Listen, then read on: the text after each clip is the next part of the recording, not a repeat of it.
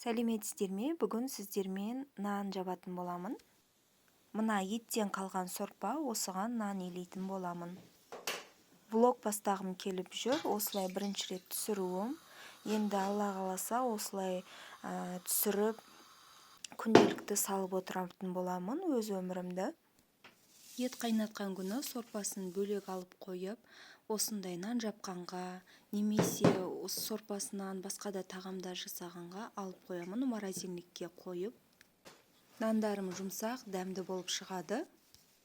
Міне қамыр ашытып болдым. Қазір қамырымды духовкаға салып қоямын. Алдын ала қосылған қатты ыстықта емес, жылы ғана осы жерде тез көтерілетін болады. Қамырым ашыды, енді духовкаға салатын боламын. Оның алдында кішкене бетіне су сеуіп жіберемін. Су жаңағы нанды қызартып, әдемі қылып шығарады.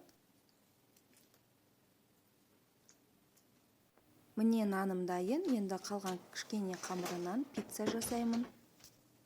Менің пиццам без колбасы, тек қана сыр және помидор, дәмді шығады. Балаларға шай ішкенге.